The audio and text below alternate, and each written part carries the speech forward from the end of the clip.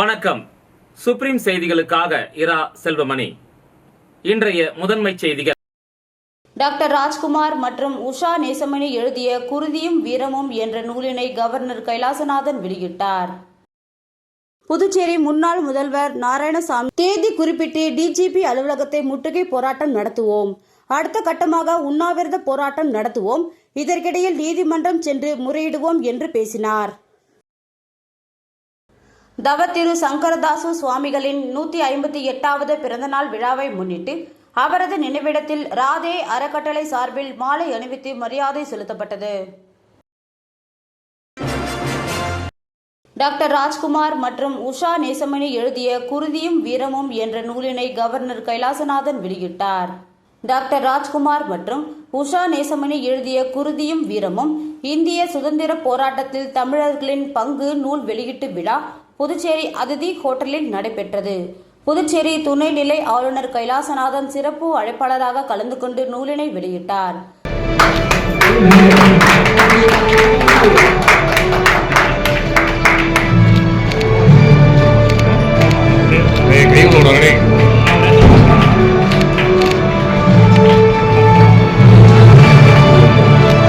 சட்டமன்ற உறுப்பினர் சிவசங்கரன், தமிழ் அறிஞர் கோ பாரதி மற்றும் அறிஞர் பெருமக்கள் விழாவில் பங்கேற்றனர்.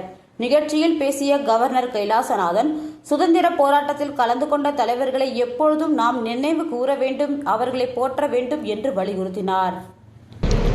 தமிழ்நாடும் புதுச்சேரியும் சங்ககாலம் முதல் ஆங்கிலேய ஆட்சி காலம் வரை வீரத்துக்கு பெயர் பெற்ற நிலம். முதல் சுதந்திர போர் என்று சொல்லப்படும் 1857 போருக்கு முன்பே தமிழ் நிலத்தில் புரட்சி சிந்தனை பரவி இருந்தது. 19ஆம் நூற்றாண்டின் பிற்பகுதியில் கிழக்கிந்திய கம்பெனியின் அநியாய வரி வீதிப்பை மீறிய வீரபாண்டிய கட்டபொம்மனை நாம் பார்க்கிறோம். 1801 சுதந்திரத்துக்காக ஆயுத மீதி எதிர்ப்பை காட்டி தனது உயிரை தியாகம் செய்த சிவகங்கை மருது சகோதரிகளை நாம் பார்க்கிறோம். இவர்கள் இந்திய தேசத்தின் ஆரம்ப கால வீரர்கள். The history of the freedom fighter important. Puducherry became a cradle of Indian nationalism. Puducherry முன்னாள் முதல்வர் நாராயணசாமி செய்தியாளர்களை சந்தித்தார். செய்தியாளர்களை சந்தித்த அவர், புதுச்சேரி மாநில காங்கிரஸ் கட்சி சார்பில் கடந்த 30ஆம் தேதி வாக்கு திருட்டு மற்றும் மாநில என்ஆர் காங்கிரஸ் பாஜக அரசை கண்டித்தும் பேரணி நடத்தப்பட்டது. இதன் பிறகு கடந்த செப்டம்பர் 1ஆம் தேதி பாஜக மாநில தலைவர் ராமலிங்கம் தலைமையில் மகளிர் அணியினர் காங்கிரஸ் கட்சி அலுவலகத்தை முற்றுகையிடும் போராட்டம் நடத்தினர். அப்பொழுது ராகுல் காந்தியை தர குறைவாக விமர்சனம் செய்தும் அவரது உருவப்படத்தை எரித்து காலணியால் கொண்டும் அடித்து எதிர்த்தனர்.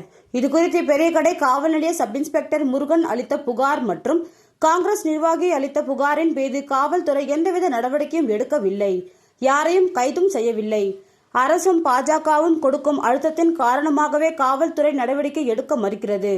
எனவே இந்த சம்பவத்தில் காவல்துறை நடவடிக்கை எடுக்காவிட்டால் தேதி குறிப்பிட்டு டிஜிபி அலுவலகத்தை முற்றுகை போராட்டம் நடத்துவோம், அடுத்த கட்டமாக உண்ணாவிரத போராட்டம் நடத்துவோம், இதற்கிடையில் நீதிமன்றம் சென்று முறையிடுவோம் என்று பேசினார். அதாவது உங்களுக்கு எந்த சூழ்நிலையிலும் பாரதிய ஜனதா கட்சியோ என்ஆர் காங்கிரஸோ மற்ற எந்த கட்சிகளோ நாங்கள் அவர்களை களத்தில் சந்திக்க தயாராகும். அதனால் நாங்கள் பின்தங்கி போறோம் கிடையாது. எங்களுடைய கருத்து என்னன்னு சொன்னா, காவல்துறை ஏன் தூண்டுது, காவல்துறை ஏன் நடவடிக்கை எடுக்கிற, முதல் தகவல் அறிக்க நாங்க கொடுக்க புகார் சம்பந்தமா ஏன் நடவடிக்கை எடுக்கிறதான் கேள்வி. ஏன் அந்த குற்றவாளிகளை கைது செய்யற, இதுதான் எங்களுடைய கேள்வி. இதற்கு காவல்துறைக்கு அந்த பதிலும் கிடையாது. அதனாலதான் எங்களுடைய போராட்டம், அதாவது பிஜேபி அலுவலக முற்றுகை, அதுக்கு அடுத்த கட்டமாக உண்ணாவிரத போராட்டம், இதற்கு இடையில நீதிமன்றம் சென்று நீதி கேட்போம். தவ திரு சங்கரதாசு சுவாமிகளின் 158வது பிறந்தநாள் விழாவை முன்னிட்டு அவரது நினைவிடத்தில் ராதே அறக்கட்டளை சார்பில் மாலை அணிவித்து மரியாதை செலுத்தப்பட்டது. தவ திரு சங்கரதாசு சுவாமிகளின் 158வது பிறந்தநாள் விழா ராதே அறக்கட்டளை சார்பில் கொண்டாடப்பட்டது. இதனையொட்டி கருவடிக்குப்பம் இடுகாட்டில் அமைந்துள்ள நாடக தந்தை சங்கரதாஸ் சுவாமிகளின் நினைவிடத்தில் அவரது திருவுருவ சிலைக்கு ராதே அறக்கட்டளையின் சார்பாக மாலை அணிவித்து மரியாதை செலுத்தப்பட்டது. இந்த விழாவிற்கு தமிழ் மாமணி செல்லாயு செல்வர் வேல்முருகன் தலைமை வகித்தார். புதுவை தமிழ் நெஞ்சன் நூலகர் அரசேந்திரன் சிவ இளங்கோ முன்னிலை வகித்தனர். தமிழ் தென்றல் கோவிந்தராசு வரவேற்புரை நிகழ்த்தினார். இந்த நிகழ்ச்சியில் லாஸ்பேட்டை சட்டமன்ற உறுப்பினர் வைத்தியநாதன் சிறப்பு அழைப்பாளராக கலந்து கொண்டு சங்கரதாஸ் சுவாமியின் திருவுருவ சிலைக்கு மாலை அணிவித்து மலர் வணக்கம் செலுத்தினார். ராதே அறக்கட்டளையின் நிறுவனர் பொறிஞர் ராதே சங்கரதாசரின் நாடக கலை குறித்து சிறப்புரையாற்றினார். ராதே அறக்கட்டளையின் சார்பில் 10 ஆண்டுகளாக சங்கரதாசரின் பிறந்த நாளை அரசு விழாவாக நடத்த வேண்டும் என்று வலியுறுத்தப்பட்டு வருகிறது. இந்த ஆண்டும் சட்டமன்ற உறுப்பினர் வைத்தியநாதன் அரசிடம் இந்த கோரிக்கை வைக்கப்பட்டுள்ளது. படைப்பாளி பைரவி தலைமையில் பாரதி, சோழ புகழேந்தி, சரஸ்வதி, வைத்தியநாதன், மதன், விசாலாட்சி, கலைமாமணி இளமுருகன், விஜயலட்சுமி, பிரமிளா தேவி, சத்யமூர்த்தி, முனைவர் சிவ இளங்கோ, எலிசபெத் ராணி உள்ளிட்டோர் கவிதை வாசித்தனர். மேலும் லெனின், பாரதி, வேணு ஞானமூர்த்தி, அன்மொழி சோழன், இளகோவலன், ஐயப்பன் உள்ளிட்ட கலைஞர்கள், தமிழ் அறிஞர்கள் கலந்து கொண்டு சங்கரதாஸ் சுவாமி சிலைக்கு மரியாதை செலுத்தினார்கள். துன்பம் போன்ற செயல்பாடுகளில் எல்லாம் அந்த தாளக்கட்டுகளோடு பாடங்களை அமைத்து நாடகத்தில் பல புதுமைகள் பெற்றார். தன்னுடைய இறுதி நாட்களில் அவர் புதுச்சேரியில் வந்து இப்போ இருக்கிற சங்கரதாஸ் சுவாமிகள் தெருவில் தான் அவர் குடியிருந்தார். அப்போ ஒத்தவாட தெருவுன்னு பேர்.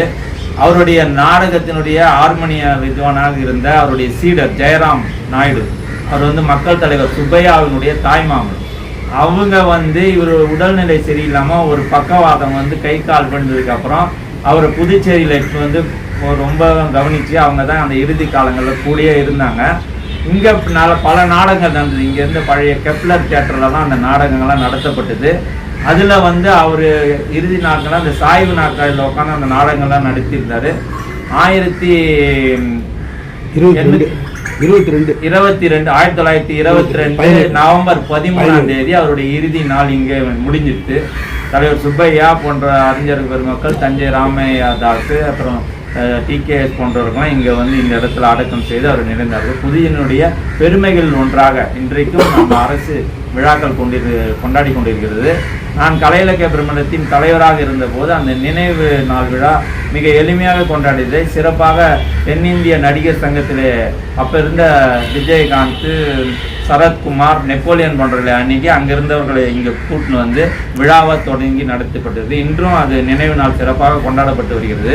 ஆனால் அரசு வந்து இவருடைய பிறந்த நாளை ஏறெடுத்து பார்க்க மாட்டேங்கிறது. பல முறை அரசுக்கு நாங்கள் சொல்லியும் அதை எடுக்க மாட்டாங்க. இங்கே இருக்கிற எல்லா தலைவர்களுக்கும் பிறந்த நாளும் நினைவு நாளும் சிறப்பாக கொண்டாடப்படுகிறது. ஆனால் சங்கரதாஸ் சுவாமிகளுக்கு மட்டும் பிறந்த நாளை பற்றி அரசு எந்த விதமான முயற்சியும் எடுக்கவில்லை என்பது சங்கரதாசனுடைய பக்தர்களுக்கும் சங்கரதாசனுடைய கலைஞர்களுக்கும் மிக ஒரு ஆழ்ந்த தாக்கத்தை ஏற்படுத்தியிருக்கிறது. அரசு அதை செயல்படுத்துவதற்கு நாம் எல்லாரும் முயற்சிக்க வேண்டும்.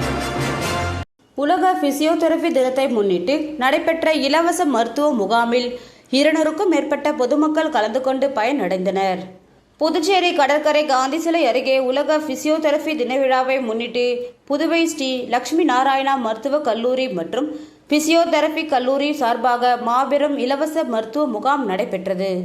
இந்த முகாமில் பொது மருத்துவம், எலும்பு மற்றும் மூட்டு மருத்துவம், இயன்முறை மருத்துவம் போன்ற சிகிச்சைகள் அளிக்கப்பட்டது. மேலும் உடற்பயிற்சி ஆலோசனையுடன் முக்கியத்துவமும் இயன்முறை மருத்துவர்களால் பொதுமக்களுக்கு அளிக்கப்பட்டது. லட்சுமி நாராயணா மருத்துவக் கல்லூரியின் நிறுவனர் டாக்டர் ஜெகரக்ஷகன் எம்பி, பாரத் கல்வி குழும தலைவர் டாக்டர் சந்தீப் ஆனந்த் ஆகியோரின் வழிகாட்டுதலின்படி நடைபெற்ற இலவச மருத்துவ முகாமில் மருத்துவக் கல்லூரி முதல்வர் டாக்டர் ஜெயலட்சுமி, மருத்துவ கண்காணிப்பாளர் டாக்டர் ஆசியாஸ் போஸ்கோ, நிர்வாக இயக்குனர் அன்பு, பிசியோதெரபி கல்லூரியின் முதல்வர் டாக்டர் வேல்முருகன் ஆகியோர் முன்னிலையில் முகாம் நடைபெற்றது. இந்த முகாமில் புதுச்சேரியை சேர்ந்த ஏராளமான பொதுமக்கள் சுமார் 200க்கும் மேற்பட்டோர் கலந்து கொண்டு மருத்துவ ஆலோசனைகளும் சிகிச்சைகளும் பெற்று பயனடைந்தனர்.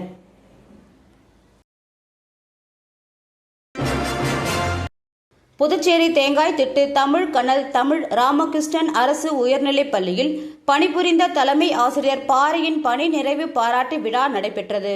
புதுச்சேரி தேங்காய் திட்டு தமிழ் கனல் ராமகிருஷ்ணன் அரசு உயர்நிலைப் பள்ளியின் தலைமை ஆசிரியராக பணிபுரிந்தவர் பாரி. மாணவர்கள் மற்றும் பெற்றோர்கள் இடத்தில் நன்மதிப்பை பெற்ற இவர் ஆசிரியர் பணியை அர்ப்பணிப்போடு மேற்கொண்டவர். தற்போது தலைமை ஆசிரியர் பாரி 32.5 ஆண்டு காலம் பணிபுரிந்து இன்று பணி நிறைவு பெற்றார்.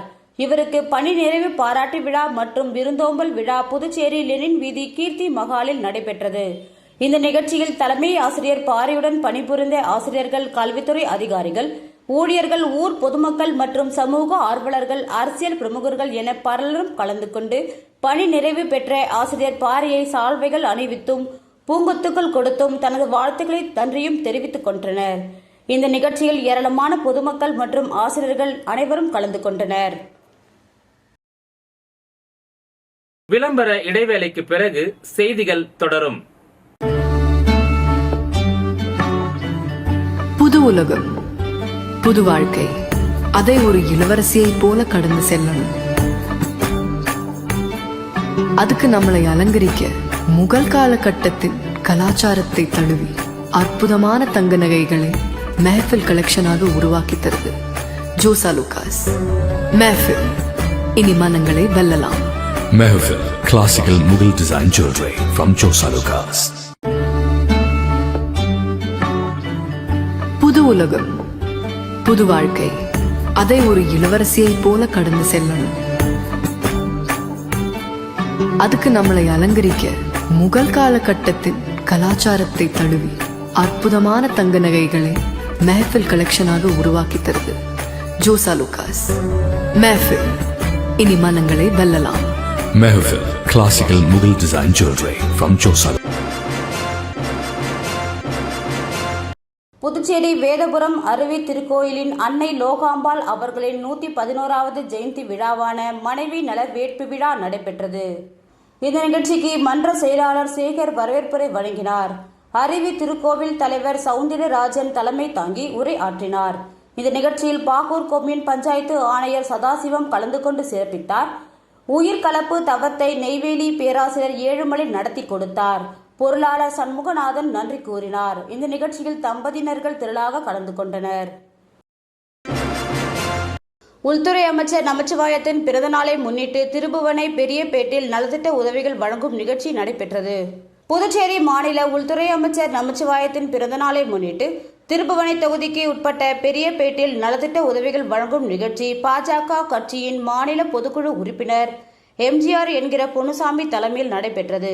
பெரியபேட்டில் உள்ள அரசு ஆரம்ப பள்ளியில் படிக்கின்ற 100க்கும் மேற்பட்ட மாணவ மாணவிகளுக்கு நோட்டு புத்தகம், தண்ணீர் பாட்டில், எழுது பொருட்கள் உள்ளிட்ட நலத்திட்ட உதவிகள் வழங்கப்பட்டன. அதைத் தொடர்ந்து பட்டியல் அணி பொதுச் செயலாளர் விண்ணரசன் இல்லத்தின் அருகே ஏற்பாடு செய்யப்பட்டு இருந்த பிறந்தநாள் விழாவில் பட்டாசுகள் வெடித்து சிறப்பு வரவேற்பு கொடுக்கப்பட்டது. இதில் சிறப்பு அழைப்பாளராக உள்துறை அமைச்சர் நமச்சிவாயம் கேக் வெட்டி இனிப்புகள் வழங்கி பொதுமக்களுக்கு புடவைகள், அன்னதானம் உள்ளிட்ட நலத்திட்ட உதவிகளை வழங்கினார். இந்த நிகழ்ச்சியில் மண்ணாடிப்பட்டு பொறுப்பாளர் SR பாஸ்கரன், மாநில பட்டியலணி தலைவர் காத்தவராயன், மாநில துணைத் தலைவர் அமாவாசை, திருபுவனை தொகுதியின் தலைவர் அம்ரீஷ், திருபுவனை தொகுதியின் துணைத் தலைவர் கிருஷ்ணா, மாநில பட்டியலணி செயலாளர் பொன் ஆறுமுகம், கார்த்திகேயன், செயற்குழு உறுப்பினர்கள் ஜெயராமன், கருணா மூர்த்தி, வில்லியனூர் பட்டியலணி தலைவர் கல்யாண சுந்தரம், மாவட்ட இளைஞரணி தலைவர் சபரி மற்றும் நிர்வாகிகள் ஆனந்த், விஸ்வநாதன், நாகராஜ், ருத்ரன், சேகர், மாயாவதி, சுகன், மகிழ்ந்தன் உட்பட பலர் கலந்து கொண்டனர். டாக்டர் ராஜ்குமார் மற்றும் உஷா நேசமணி எழுதிய குருதியும் வீரமும் என்ற நூலினை கவர்னர் கைலாசநாதன் வெளியிட்டார். புதுச்சேரி முன்னாள் முதல்வர் நாராயணசாமி தேதி குறிப்பிட்டு டிஜிபி அலுவலகத்தை முற்றுகை போராட்டம் நடத்துவோம், அடுத்த கட்டமாக உண்ணாவிரத போராட்டம் நடத்துவோம், இதற்கிடையில் நீதிமன்றம் சென்று முறையிடுவோம் என்று பேசினார். தவத்திரு சங்கரதாசு சுவாமிகளின் 158வது பிறந்தநாள் விழாவை முன்னிட்டு அவரது நினைவிடத்தில் ராதே அறக்கட்டளை சார்பில் மாலை அணிவித்து மரியாதை செலுத்தப்பட்டது.